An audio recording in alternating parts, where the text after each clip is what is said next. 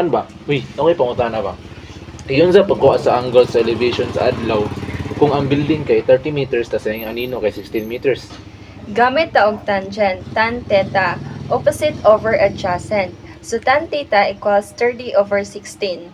So, unsa ano pagkuha sa theta? Gamito na to ang inverse tangent. Theta equals tan to the power of negative 1. 30 over 16 equals 62 degree. Wow, sa'yo na din, no? So, kani lugar, unsay first step sa 4 sin x plus 1 is equal to 2 sin x plus 2. I-combine like terms. 2 sin x equals 1. Then divide 2. Sin x equals 1 half. So, ka 1 half man, asa man lugar sa unit circle ang na-value nga 1 half? Pi over 6 o 5 pi over 6. So the general solutions is x equals pi over 6 plus 2 in pi, 5 pi over 6 plus 2 in pi. Wow, so, kani, last na gini.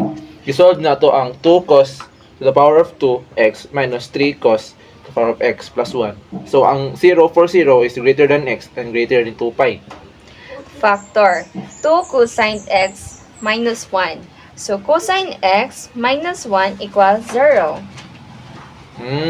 So, cos x is equal to 1 half at pi over 3 o 5 pi over 3.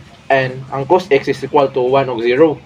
So solutions, x equals 0, pi over 3, and 5 pi over 3. So, wawa, grabe dagang di ko nakatunan ba. Trigonometry is fun, basta masabtan. Lagi may, pero di kundi masabtan. Review lang.